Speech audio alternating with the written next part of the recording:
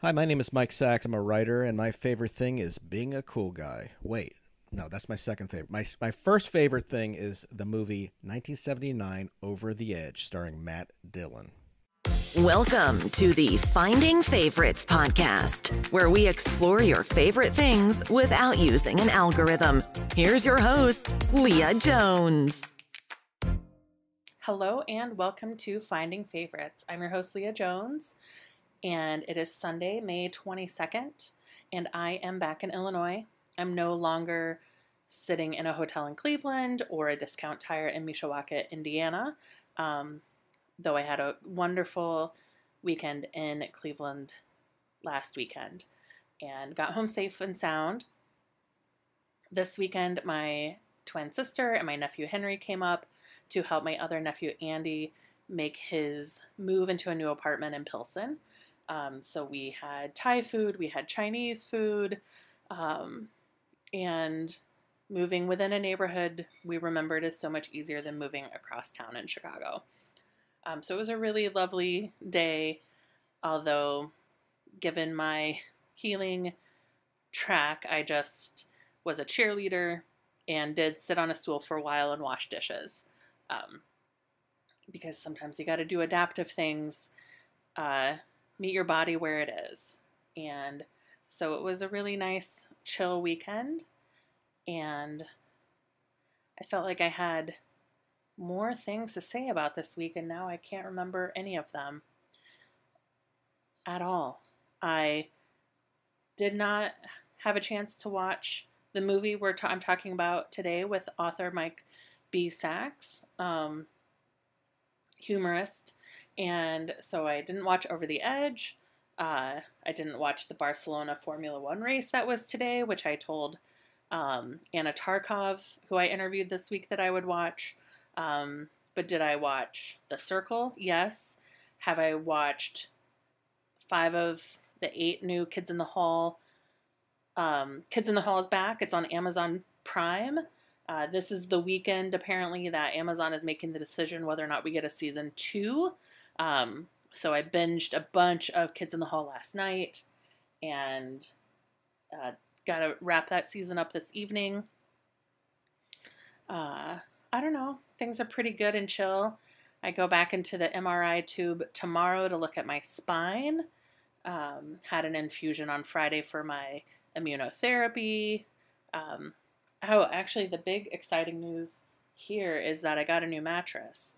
I had a Vera Wang Serta for well over 10 years, and I just got a Big Fig mattress and some new fancy sheets. I'm waiting for the sheets to come in.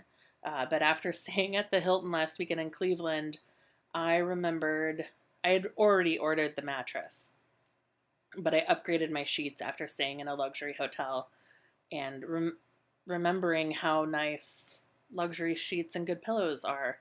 So I'm currently in the process of making my bedroom the coziest place on earth. So I got the Big Fig mattress, which is a mattress for people with big figures. And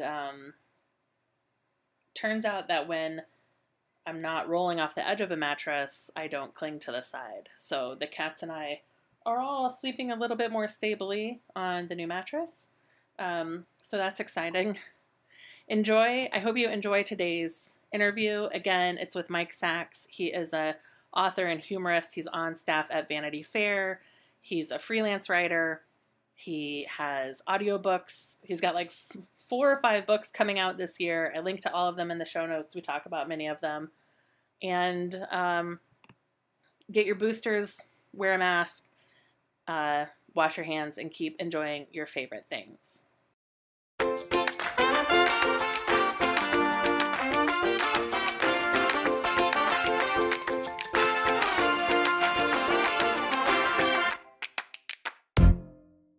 Hello and welcome to Finding Favorites. I'm your host, Leah Jones, and this is the podcast where we get recommendations. It's not it. Where we learn about people's favorite things and we get recommendations without using an algorithm. Today, I am joined by cool guy, Mike Sachs. I made her say that. You know, it's a joke among friends where we refer to each other as cool guy because we are the least cool people on earth. Well, Mike is a humorist, an author, host of the podcast Doing It with Mike Sachs, and Rob. And I'm talking to Rob later this afternoon. Oh, Rob, I love Rob. Yeah. You've got a new. So we were introduced because you've just finished publishing the audiobook of your new book. Right. It's Passing on the Right.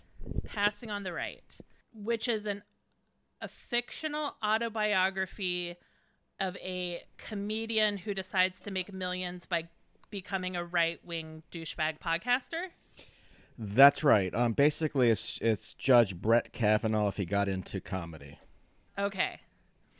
And this is someone, I mean, this is all fiction, but I grew up with people like Judge Kavanaugh outside D.C., and it's a sense of entitlement. So I'm going after politicians, the right wing, and everyone in comedy that I hate. I think I've heard you on. Were you on High and Mighty? No. No. I was on Doughboys. Doughboys? Yeah. Okay. Yeah.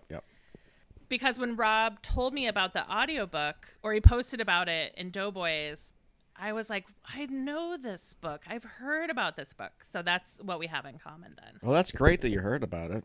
Yeah. How did that was Passing on the Right a COVID writing project for you, or? Yeah, it was actually. I think I started it right before COVID, but it took about 8 months. So I do know that I was searching for an ending, and January 6th came along, and that provided to me the ending. So I must have finished it right after that in 2021, maybe spring of 20. So about a year ago I finished it. Okay. And yeah, it took about 8 months, and it was interesting because it's written in the first person, and it's sort of like a character actor playing out a role. So I'm basically playing this author writing this book written in the first person. It's just an awful person, people I grew up with. Yeah. Entitled and rich and get to where they get because of their family money and not necessarily because of any innate talent. And it was just sort of a scream against that and also against what I was seeing and I'm still seeing in politics, which I grew up with in D.C. I know this type of person. I know all the associations behind the scenes. I know, that very, very well. And it's just a load of shit. And anyone who would fall for it I'm just usually typically shocked by it. And it just seems to be getting worse and worse. And it was really my screed against everything that bothered me during the lockdown. Yeah, it has. It just every year it's just getting worse. And I know that part of the goal is just for us to be so overwhelmed with despair that we don't fight back. Mm-hmm. I do appreciate that you're fighting back with humor because I think that can break through our I don't know. I mean, armor. I think about this often where you look at what Jon Stewart did every night, look at what Stephen Colbert is doing every night. I don't know if it's moved the needle much. Yeah. And really, I grew up with this, and what I see is that most of us want to go out there and live good lives and have a family and have a career and leave others alone to what they want to do. It's their own business. Mm-hmm. But the problem is these fucking maniacs are out there in these Northern Virginia, Alexandria boardrooms, these associations. And while we're living our lives and thinking everything is going normal, they are devoting their lives for madness, for craziness, for right-wing nuttiness. Mm-hmm. It's almost like I look at it as like we're inside of a fort and zombies, berserkers are outside the fort. We constantly have to defend ourselves. And the fact that these people are devoting their lives to taking away women's rights to choose, if putting prayer back in school, to getting rid of public education, to fund the Pentagon where we have more bombs and bombers, but we don't have libraries that are open 5 days a week. I mean, what are we fighting for exactly? What kind of nation are we fighting for? And a lot of the times, I mean, I know these type of people, they may not even believe this shit, but they know that others believe it. So it's a sense of power. And I can tell you that people who get into this, lobbyists and other line of work, they're really egotistical nerds, dorks, the worst type. And they think they're tough. They wear their red, white, and blue bow ties and their suspenders, and they strut around D.C. like they own the town. They probably do. But it just infuriates me that in the year 2020, we still have to devote any of our thoughts and lives to this. I mean, it's almost like a second job or a third job for me. I have a steady job where I work at Vanity Fair. I have a second job where I write freelance and write books. And this to me is a third job, like keeping track of the fucking nut jobs. And it's exhausting. And just the fact we have to do it is very frustrating. So I wanted to tackle that sort of world. It's a very insular world, D.C. I don't think it's a world most people understand. And that's what I wanted to go after. I mean, it's funny because people used to ask me, do you know Judge Kavanaugh? Well, he's older than I am. I don't know him. But I used to tell them he's like the people who attended the rich private school next to my elementary school. They used to throw rocks at us during recess. What the hell? But listen to this. I just found out that he literally went to the school next to mine, 10, 15 years before I was there. Yeah. It's called Modern Day. It's a very strict Catholic school. So he literally was at the school that I was using as an example of someone like him having attended. Right. So this is that guy. How do you think you escaped it? How did you end up out of that system? It was lonely. Was it public school? It was public school all the way. And, I had great friends. But D.C.'s a very interesting town. It used to be a lot different. I mean, since then, there have been comedians who have come out of there. Patton Oswalt, who I know a little bit, has come out of that area. But it was not a very creative town at all. And everyone who was creative sort of knew everyone else. And at that time, the creativity wasn't in comedy. It was in music. It was through Discord Records and Ian MacKaye of Fugazi and not Black Flag, but Minor Threat. So there was some creativity, but especially comedy, was very mainstream. And pre-internet, pre-cable in a lot of cases, it was just lonely. And I felt very, very isolated. But I do know that town very, very well because of that. I mean, I grew up there. But as far as finding my own, I had to leave D.C. to find my own. And I miss D.C. in a lot of ways. But when it came to what I grew up with, comedy-wise, it was just, two things. It was Mark Russell and the Capitol Steps, musical parodies, political parodies. So a very straight-edged town. And, in a lot of ways I do love it. But it did really take some seeking out, looking outside of D.C. to find what I wanted, whether it was music or comedy out of Chicago or Toronto or L.A. or New York. And I think that has changed now, but it was very isolating growing up, I have to say. It was very lonely. And you went to, it says on your site, you went to Tulane? Yes, I moved to New Orleans after high school and went to school there and then lived there for a number of years afterwards. Nice. It is still on my list. I don't know how. It feels impossible to me that I've never been to New Orleans. I'll tell you, when it's really unlike any other city in the country, it's a very open city, very forgiving city. So, people do think it's the Deep South, and it is. But people are very inclusive there. And I made a lot of friends of different backgrounds that I didn't have in D.C., different sexualities, different races, religions. And that, to me, is really what it's all about, especially when it comes to comedy. Meeting people who have your comedic sensibility, no matter where they come from, I'm going to love them. And it's family almost, because I didn't have that growing up. So New Orleans was a great city to live in as I was, a teenager and entering into my 20s, because it was very open. And I did a lot of things I probably wouldn't have been able to do in D.C. I mean, both good and bad. Sure. But it was a fun city, and actually I want to move there eventually once my daughter graduates high school to move back to New Orleans to live. I just love it down there. Are you in New York now? I'm in Brooklyn. I did work in Manhattan, and I live in Park Slope, Brooklyn. Yeah. So because you've talked about, you're you're a humorist and a comedy writer.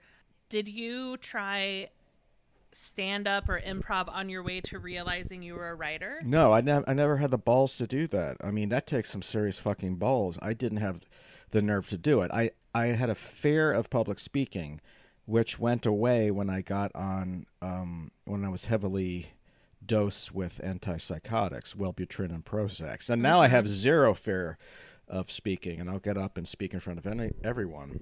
Yeah. So it was sort of a strange situation in that I never really read. I hate readings. Never did stand-up, never did improv. But I've done a number of shows where I've opened for David Sedaris, and it's like opening for the Rolling Stones, like a bar band opening for the Rolling Stones. Like all of a sudden, I did do a few readings where I was speaking in front of 5 people maybe, and then it goes from that to 2,000 people. It's a very strange sensation. And once you do that, you don't want to go back to speaking in front of 5 people. Right. Not that I can speak in front of 2,000 with my own work. So it's not even something that I do with my own work. It's just opening for David Sedaris, and that's as good as it gets. Does he, when you open for him, does he have specific essays he asks you to read, or does he just say, Mike, I want you to come out with me? Yeah, he says, read whatever you want. I mean, he might say, oh, I like that piece that you wrote. Would you want to read it? But it's totally free form. I mean, I have 9 minutes to read whatever I want. Wow. Is it a generous audience? Incredible. I mean, first of all, he comes out, and even before I come out, he introduces me to the audience. That is amazing. He's just the biggest mensch in the world. I mean, so basically he's saying to the audience, this guy's my friend. I like his work.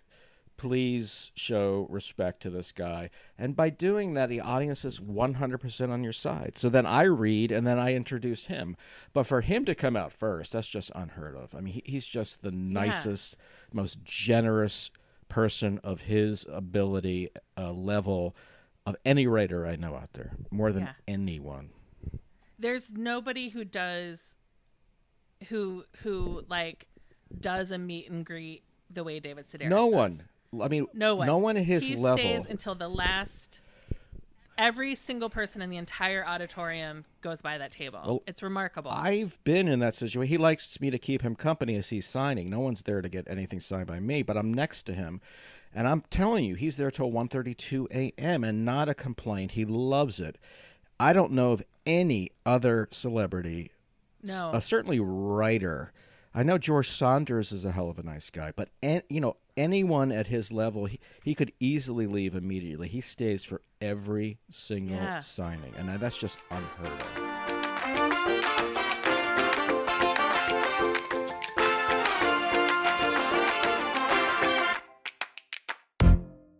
So we're not just here to talk about your book and your audiobook. We're also here to talk about your favorite thing. And you mentioned a movie that I have never heard of. Yes.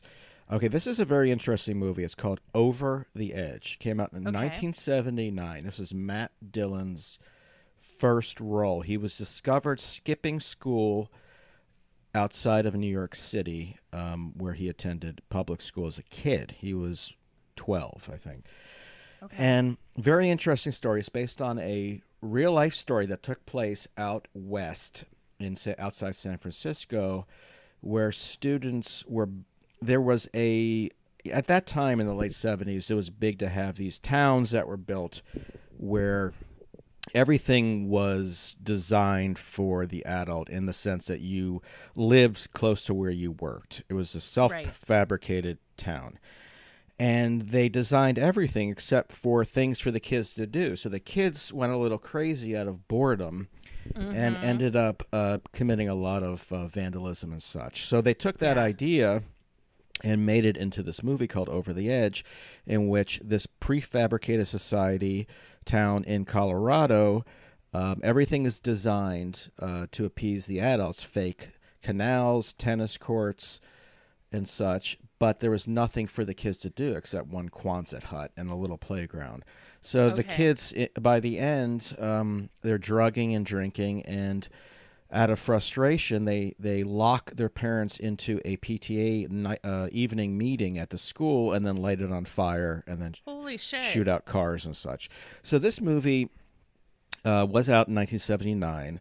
How did you find it? How did it come into your life? Well, it was supposed to be playing in theaters, but it wasn't because the people who put it out felt they were scared because there's a few other movies that came out around this time, including The Warriors, that was supposedly causing violence in theaters. Whether that was true or not, I don't know, but they were scared of violence, so they never released this really in the theater except for maybe a week in New York City. But it was a hit when they showed it, and it was sort of forgotten. And then with the advent of HBO, especially the early years when they would replay it a million things, they played this movie over and over again, and a whole new generation came to it, including Kurt Cobain. It became his favorite movie.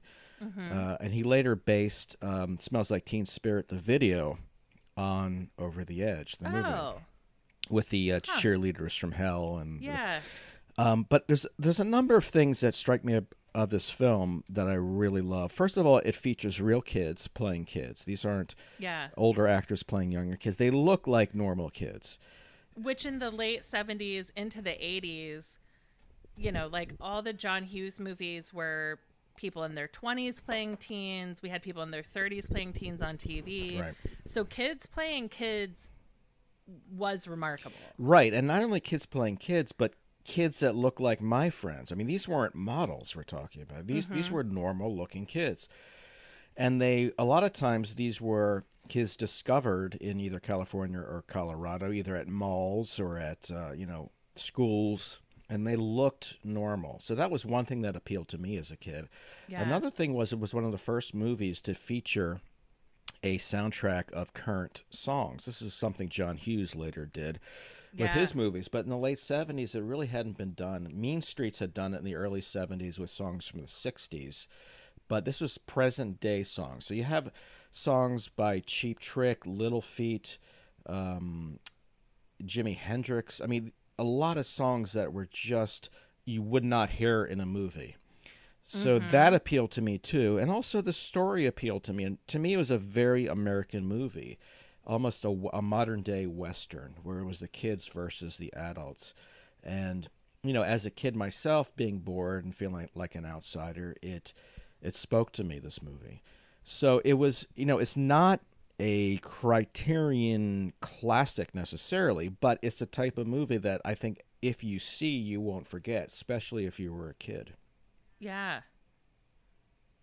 And a lot of the people who were involved with the movie later went on to make great movies.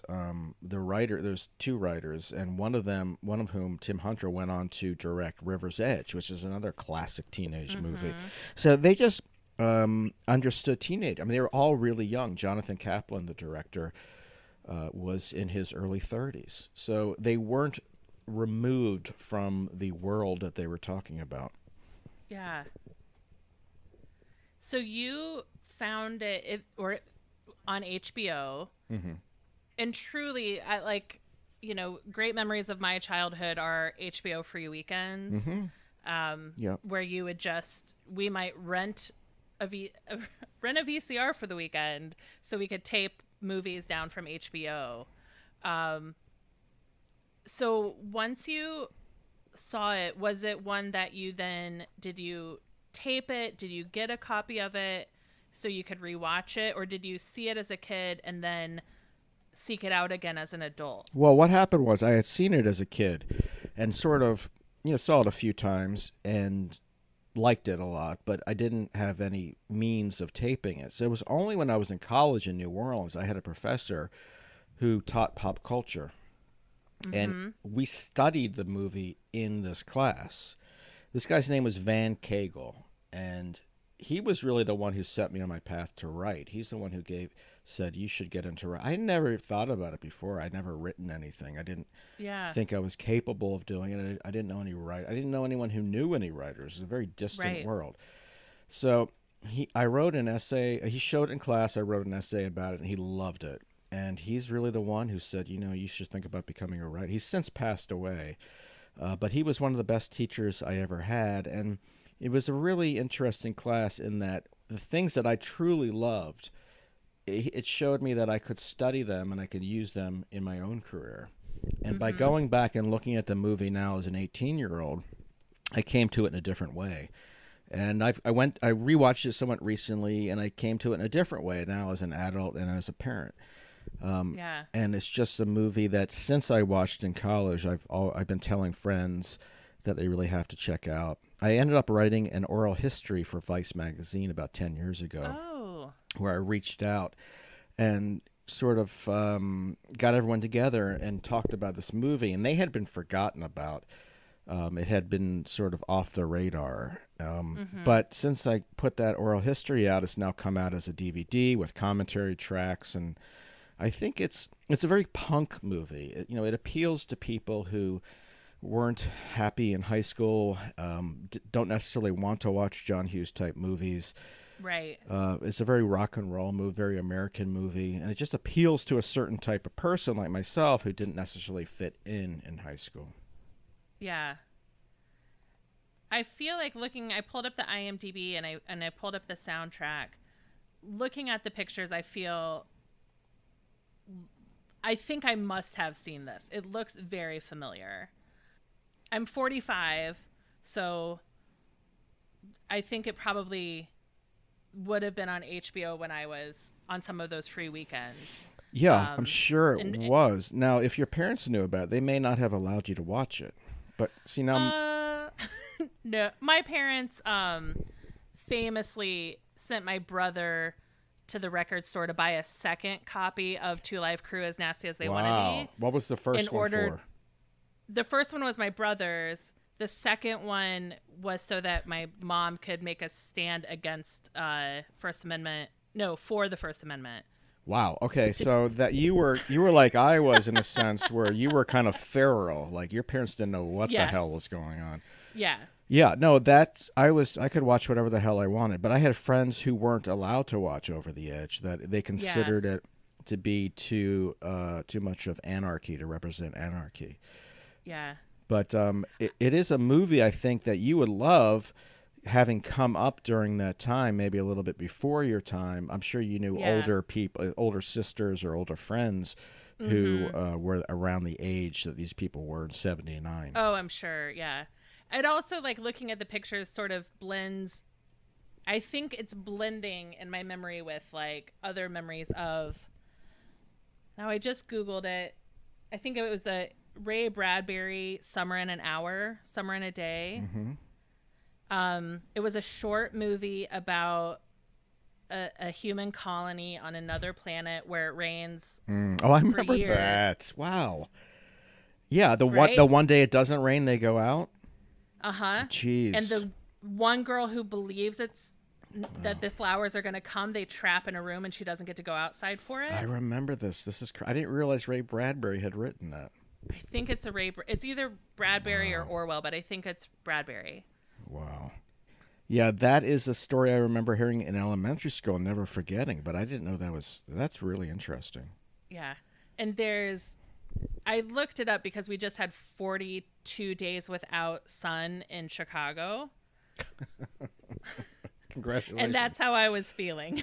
Yeah, it seems like that is the case everywhere. I mean, it seems like it's been raining since January. Yeah. So I feel like as I look at these pictures, it's sort of merging with that, and it's merging with The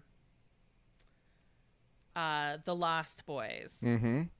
Yeah, another. Which was Kiefer Sutherland. It was a vampire movie in the 80s, later in the 80s. That's right. A version of People Are Strange by The Doors, but redone by Echo and the Bunnymen. Yes. Yeah, that was a movie we watched a lot growing up. Yeah, I love that movie, actually. Yeah. Could be Kiefer's best role. It's such a good movie. It's so I rewatched it during COVID. We did movie nights on Zoom with some of my girlfriends. Oh, that's fun. And we rotated who brought the movie of like what we thought sexy movies were when we were teenagers. So Lost Boys and Young Guns were the two that I brought to the table. Yeah, that's it. I wonder what my sexy movie. Well, I had a crush on Molly Ringwald. Yeah. I do know that. It didn't take much for me to find something sexy. I mean, you know, pre-internet, pre-cable, everything was sexy. Right. Yeah. In our friend group, you were either a Kiefer girl or a Christian Slater girl. Now, did you see Pump Up the Volume? Yes. Okay. Yeah. Good movie. Good. Yeah. But I saw Heather's. I maybe saw Pump Up the Volume twice, but I saw Heather's endless times. And so you were not a Kiefer girl. No. Christian Slater all the way. Yeah. Christian Slater all the way. Yeah. I mean, I kind of liked his attitude, Christian. It was, especially in Pump Up the Volume. I liked that. You know, someone who was quiet during the day, but at night would just let loose on the airwaves. Yeah. Yep. So is your daughter old enough? Have you introduced her to Over the Edge yet? Oh, she would have no interest. I tried to show her John Hughes movies, and there's just zero interest. The one movie that I liked as a kid that she likes is Beetlejuice.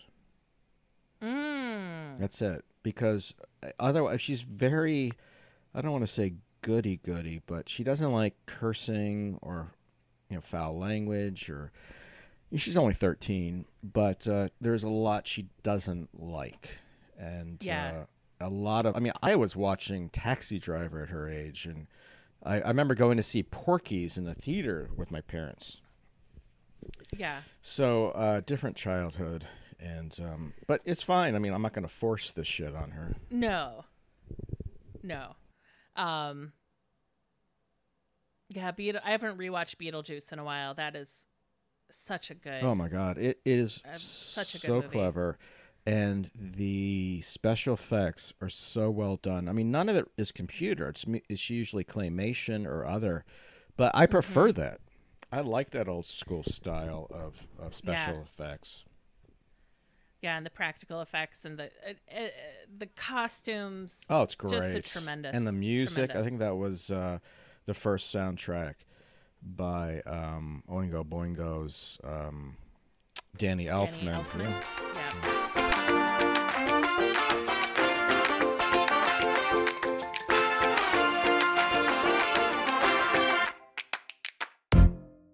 With Over the Edge, when you got the cast back together, or the cast and crew to do the oral history for Vice, did you get everybody into a room together? I mean, 10 years ago, we thought nothing could be done on the phone and everything had to be done in person. Well, what happened? So were you doing one-on-ones, or did you get everybody together? It's one-on-one. It was one-on-one for the article, but then for Vice got everyone together, or most people together, for a viewing in New York City. And the cast got together, some of whom had not seen each other from 79. Matt Dillon was not there. And there's another, I tracked down everyone except for one character from the movie. And this wouldn't mean anything to you because you haven't seen the movie. But there's one kid who is mute. He plays a little kid who doesn't communicate by talking, but just by hand gestures, and when he's on the phone, taps. 1 tap for yes, 2 for no. And could not locate this guy. Even hired a private investigator to try to find him. Wow. What's interesting is this was the character that most closely spoke to Kurt Cobain. This was a character he was obsessed with as a kid. The kid in the movie who could not or chose not to communicate. Yeah. Which I always thought was really interesting. So the producer was there, the director, most of the actors, and it was in New York City, and it was really fun. I mean, it was a good crowd for it, and people were really into it. And it was just a fun thing to see that my little interest became a reality that others could enjoy. Yeah. What does that feel like? To be to be able to be a cool guy, to be a cool guy who convenes your childhood favorites first in an article and then in a room. Well, it's very surreal because I never ever thought I would be given an opportunity to write anything. And it was a very insular childhood. My interests were, I kept them to myself. Although I would tell people about it, they would have zero interest, whether it was movies or comedy or the books I was reading, or, anything. And to bring it out into the world and to have others find it and also enjoy it is a great thing. And I think that's really the advantage to growing up in a post-internet society. People talk about all the negatives, and there's plenty of negatives. Mm-hmm. But the fact you can find your crowd, your scene, is a big, big thing, I think, for kids. Like I was OCD as a kid, and if I had the internet, I would have done research on it and found others had it. Right. I didn't know anyone else who had it, and I was totally alone. So I think the solitary aspect of childhood doesn't have to exist like it did when I was growing up. Yeah. I think that's true. I remember when my sister was pregnant with her first and had a baby at home and had moved to a small rural town in Illinois. And so finding like-minded parents was very difficult. Yep. But this was before mommy blogging became TikTok and slightly before. And she was able to like build a digital cul-de-sac of people who parented like her and get the support that she needed. And I think it's such a gift that the internet gives us that we're able to find the people like us. It gets you out of isolation. Right. I think it's tremendous value. Totally at any age, but especially when you're young and you have interests that others don't. And, I had friends who were closeted growing up and had other issues, and they were even more isolated than I was.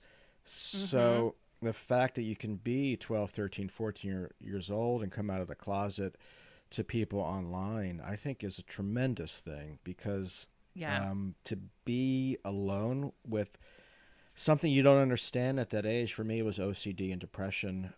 To reach out to successful people who have it and for them to say, listen, it's okay, I had this too, I think that's tremendous gift, and it's just never existed in human history, and it's so new. I don't know if people coming up now even appreciate it, but to have like-minded people you can reach out to, I think is amazing. Yep. Do you have other now this is on me for not doing like a full deep dive on everything you've ever written, but I do very little research for this podcast. Good. I like that. Are there other movies or pieces of pop culture that you have on your wish list of oral histories you want to write, or if you could do what you did for Over the Edge, that you would want to be able to try it again? The only other movie that had that effect on me was a documentary called Heavy Metal Parking Lot. Okay. And it was shot in 1986, right where I grew up, maybe 30 miles east of where I grew up, northeast. And it was shot in the parking lot of the Capitol Center where concerts took place. And it was Judas Priest. It was before a Judas Priest show. And when my daughter asked, what was your childhood like, I just show her this. But this is a movie that was underground for a long time. Bootleg versions would exist. But it's now something you could type into Google and look up on YouTube in 2 minutes and find it now. And it's just maybe 18 to 20 minutes of these two local guys in Maryland. I've since not met them, but met them online and talked to them about it. They went out and pretended they were from MTV, and they went out to interview the fans of Judas Priest before the show. And what they captured was a very, very specific time in American pop culture, a very interesting segment of sort of outcasts, those who, we were talking about finding your your gang, your family, and this group, you could tell were all outcasts at the high school, but they came together for the love of heavy metal and Judas Priest, and it's just a crazy bunch of characters, most of whom are stoned or drunk, and it's also a look into another time when, kids like myself were just wild and feral, and you could just disappear for the day and then just come back at night. Yeah. There was really no questions asked. You were just totally on your own. And I think that is a world, and I can see it now with my daughter, that has, I'm encouraging her to be more independent and to go out there, but there's no real interest for it anymore. So if you haven't seen Heavy Metal Parking Lot, I highly recommend that you watch it. It's a great slice of Americana. Yeah. It sounds to me like, so where I'm from in Indiana, cruising is not special. Like every town, I also like pre-internet had like places where kids parked cars and cruised. And so in my hometown, it was called Cruising the Bash, and it was Wabash Avenue. Cruising the Bash. I like that. That's nasty. Where it was like from the Kmart parking lot down to the Arby's. And like, these are the parking lots where you could park and hang out. And these were like the streets where you drove between. I love that. So your description reminds me of just, like of when I was a kid, because I would say by the time even I got to high school in the early 90s, Cruising the Bash wasn't something people were doing much anymore. But driving down Wabash Avenue on a Friday or Saturday night in the 80s and just kids just hanging out, sitting on their cars, smoking cigarettes. See, and at that time, and I know this from having cruised along Rockville Pike where I grew up, all you wanted to do was escape. But when you look back, it was just heaven. I mean, you knew so many people that you would pass. Anything could happen. You could stay. I could stay out as long as I wanted. I had my own piece of shit 71 Buick electric car that got 7 miles to the gallon, just riding back and forth. All you wanted to do was escape and make it. But when you look back after you've so-called made it, those were the days that if I could, I'd pay any amount of money to go back to that. I mean, that to me was just the best. Yeah. Yeah. I mean, we would say things like, we're going to the field. Yeah, right. We're going to the stadium. We're going to the greenhouse, which was just a vacant house that was painted green that would sit on the porch. Like it was very just to go sit and be with each other and see how big a torch you could make an Aquanet bottle into. Yeah, we would light ping pong balls on fire. I mean, the amount, time was endless. You just thought, this will never end. And what I wouldn't give to have an afternoon to go behind the electrical towers and light ping pong balls on fire now. Right. Right. I mean, that to me sounds heavenly. Or just to go to I used to go to the baseball field and shag baseball flies with a friend all afternoon. Like that world has disappeared. Yeah. And that to me is what I'm nostalgic for. So Indiana, is it northern Indiana? Central Indiana. I'm from Terre Haute. Okay. So I know the two pop culture references I have to Indiana are Breaking Away, the movie. Yeah. And about the Little 500. Right, which is a bicycle race at University of Indiana. And then Gene Shepard, who wrote a lot about northern Indiana. And he was the author behind The Christmas Story and other. Yes. So in The Christmas Story, when he goes to see Santa, they say the line stretched all the way to Terre Haute. Okay. So that's where nice. From. Okay. I never even caught that. That's interesting. It's also where Larry Bird played college ball. So when he played at ISU, he did 1 year in Bloomington, and he and the coach that threw chairs at people and was very abusive, Bobby Knight. He and Bobby Knight did not get along. He went to ISU and was like our one superstar player. And then at the end of The Jerk, I think it's the movie The Jerk, Steve Martin is trying to set a nuclear bomb on the U.S. Yeah. No, it's not the No, jerk. it's definitely not the jerk. It's but it is Steve Martin. And the last lines of the movie are, as he hits the button and then it gets canceled, are "At least I got Terre Haute." That sounds like my wedding video. I'm now divorced. No, I would like to know what that's from. That's definitely not maybe the jerk 2. Let me look. Yeah, it up I real have to quick, know. because That's very specific. Steve Martin, Terre Haute, because they wound up bringing him 1979. He came for a tour of Terre Haute by the mayor to try and like fix the situation. What was the situation? Let's see. Was that like Terre Haute was the punchline of this nuclear bomb? So I'm trying to find the. I wonder if it's a TV special. Okay. In his 1982 film, Dead Men Don't Wear Plaid. Oh, sure. I saw that in the theater. Martin's character saved the world from a sinister plot, except for Terre Haute. Okay. The only place wiped out by a deadly cheese mold. Directed by Carl Reiner. Yes. Yeah, great movie. Boy, I have no memory of that. Yeah, the Midwest is a totally mystery zone for me. I just know nothing about it. I mean, I'm from Indiana. I've been in Chicago for 20 years. I spent 3 years in Colorado, seeing if I was a Colorado person, and I am not. Mm-hmm. I'm very indoorsy. Good, me too. So I had to move to Chicago, where nobody expected me to strap pieces of wood onto my feet and go down a mountain. Yeah, I'm with you on that one. Chicago is more my speed. I love Chicago. Yeah. Fantastic. I love Chicago. I moved there I tried stand-up comedy when I moved to Chicago. Oh, but that's ballsy. What was your character? Was it you accentuated?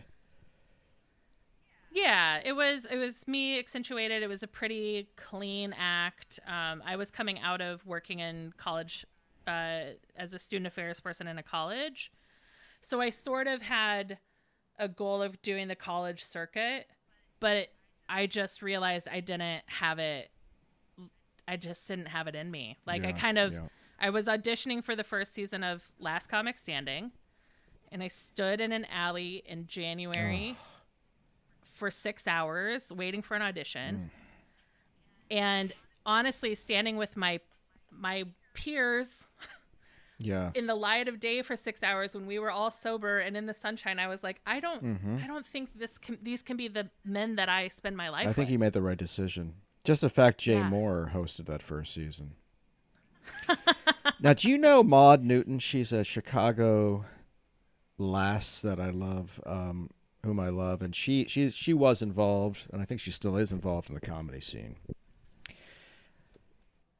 Her name is very familiar. Also Rebecca. I'm looking up her name now. She's a very funny comedian from Chicago, African American, and I've known her for a while, but I think she's still in Chicago. Anyway, I'll find it and shoot you over her name. I went to open mics with like Kyle Kinane, Pete Holmes, and Kumail Nanjiani. Wow, good crew. Yeah. And they all, stuck with it, and 10, 15 years later were overnight successes. Right, that's what it takes. But my God, it's brutal. The amount of time you have to spend in clubs at 1 a.m. eating turkey sandwiches, you just want to kill yourself. Yeah. And so I just decided this isn't for me. And so I went on I've got a career in marketing, and then my COVID hobby is podcasting. Love it. See, that is what I recommend to people, to have a 2-track system where you can make a career where you earn your dough and have your insurance, and then on the side, you are free to do whatever and however you want. And that is a true freedom, because I know people who are in writing, who get into comedy, who end up doing things they don't want to do because they have to make a career at it and they're miserable. Yeah. Yeah, no, it was a lot to make peace with, that like having artistic pursuits on the side, or that writing.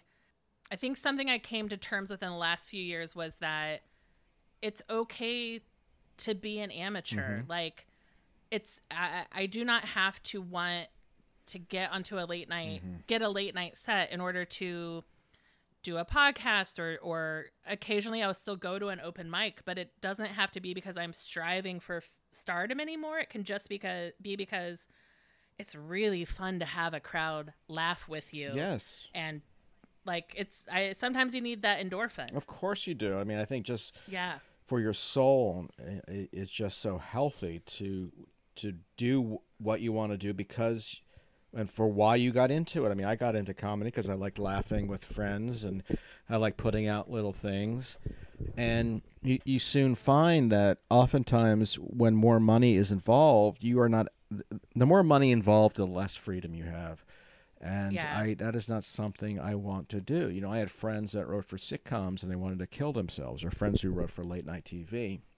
These are jobs that sound amazing when you're a kid, you know, driving back and forth at night and talking, you know, writing for a late night show sounds like a dream, but in reality, it's drudgery. And in the end, I really do think you have to do what you want to do.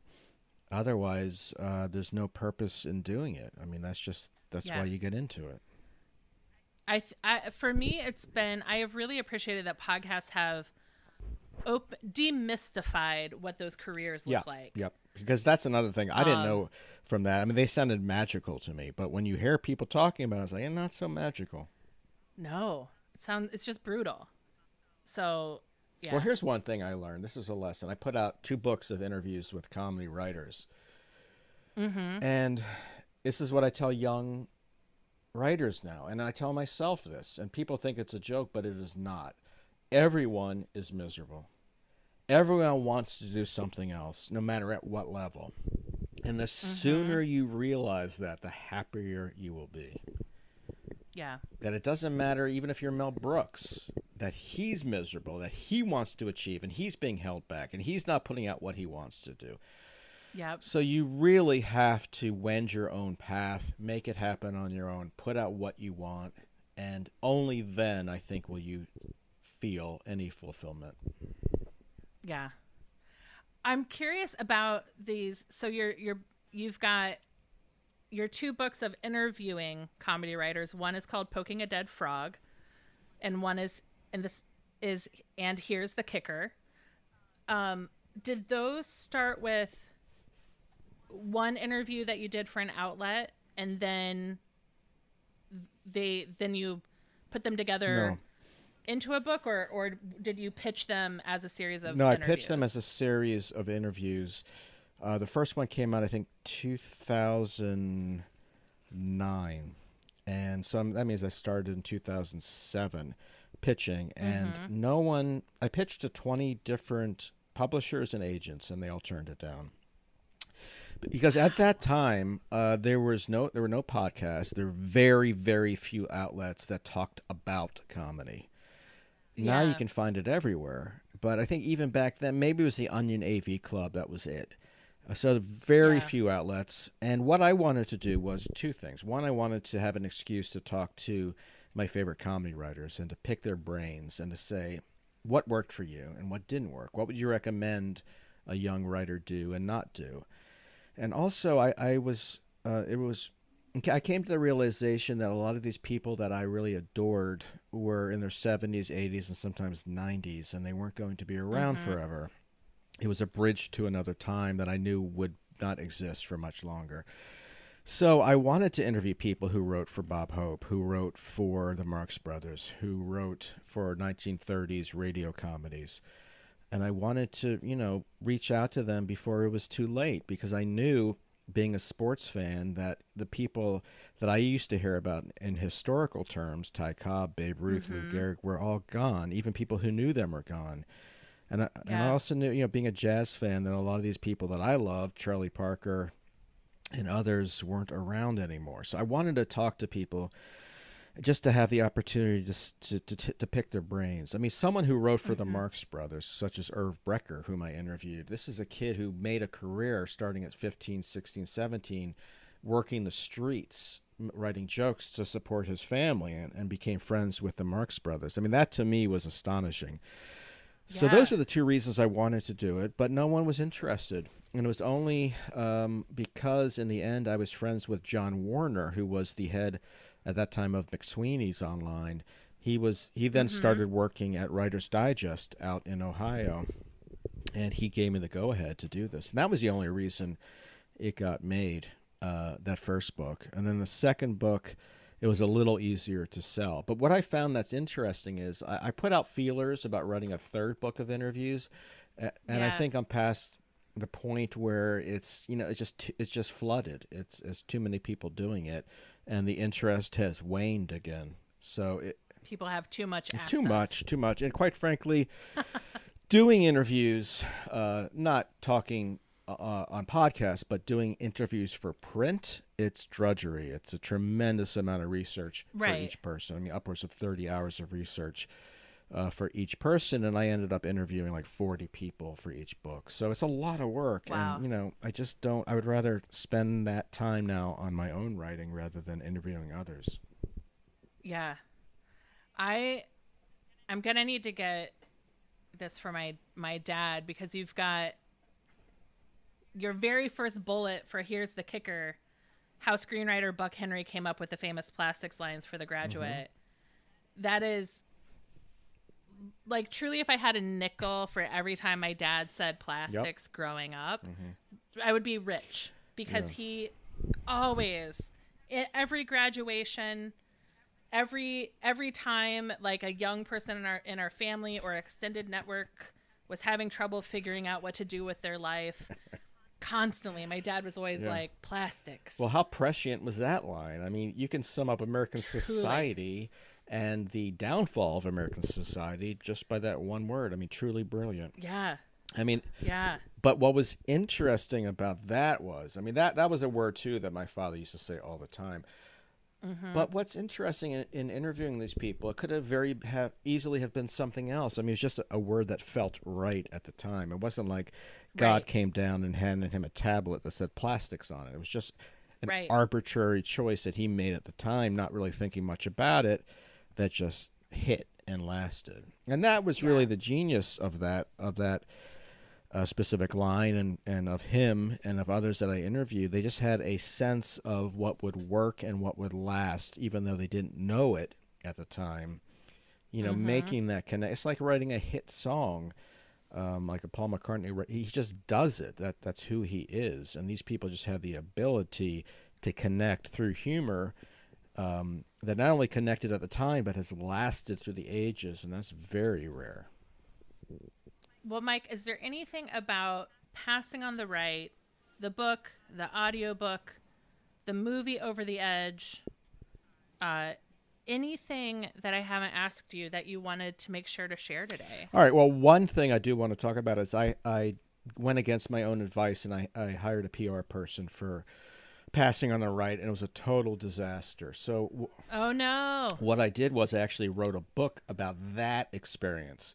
So that is a book about the marketing of Passing on the Right, and that is called I Am Super Pumped. Let's do this shit, which is exactly what he told me. Oh no! And that is a Kindle only. That's available on Amazon. And as you said, the audiobook is just out. I am reading the main role of Skippy Batty Battison from Passing on the Right. And also this Monday I have a new book out from McSweeney's, which is a fake college catalog, a parody of a college catalog that goes out to high school seniors about a fictional college. That's just an absolute disaster.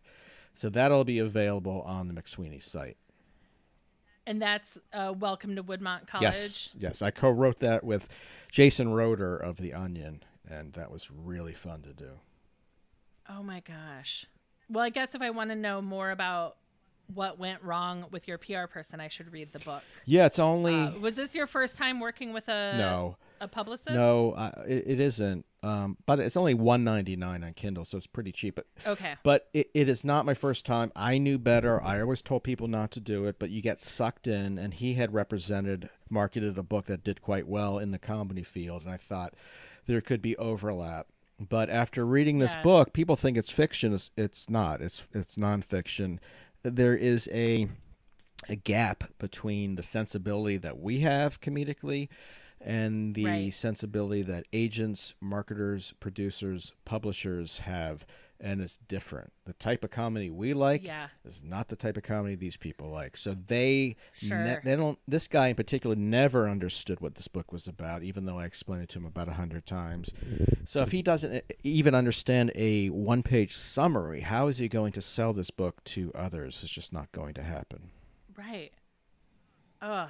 Well, I'm sorry that he's out there giving publicists a bad name. Well, I got him back. I mean, I worked in PR for a long time, so I've seen lots of bad PR. There's a lot of good PR, but you have to understand what you're selling. And if you don't, if you have no interest in learning more about it, people can tell that you have no idea what you're talking about. So how can you then convince them to take a chance, especially when there's so much competition out there, whether it's podcasting or audiobooks or regular books or movies or music. I mean, you're competing with a tremendous amount out there. So you need someone who understands the product, which is why I will never hire a PR person again. Yeah. All right. So that's out now on Kindle. Audiobook is out now. Passing on the Right is available. And I clicked away. Welcome to Woodmont College is available on Monday.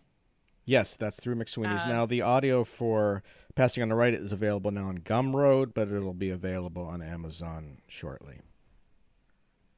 Awesome. Rob said that it was that I'm looking forward to reading it because he said there was like this balance of how do you imbue the spirit of the book, which is this guy, right? How do you make quality audio that sounds hacky? Well, that's what I deal with every time I write a book. I mean, most of these fiction humor books are fake found items that are satirizing American mediocrity. So how do you make something that is mediocre not mediocre? And it's kind of a I don't know if it's called a trick, but it's something that I always have to balance. Is like, how mediocre should I make the product itself? I don't want to turn people off from reading it because I'm satirizing mediocrity. But when I write under characters, I found, and each of these books are written under characters, and even the college catalog is sort of under a character, you can get away with a lot of things that I wouldn't have been able to get away with if I was writing under my own moniker. Sure. Where can people find you online? MikeSachs.com. And are you one for Twitter and I'm on Instagram, Mike B. Sachs on Twitter, and I'm on Instagram, Michael Sachs. And you know what? If you just want to email me, MikeBSachs@gmail.com, I'd be happy to talk with you. I never understand writers who are too busy to talk to people who email. I mean, how fucking lazy are you? And have you not had a real job of drudgery working as a temp for 4 years where you know and can be appreciative of people reaching out? So if anyone wants to reach out, ask about comedy or writing, I'd be happy to get back to them. Wonderful.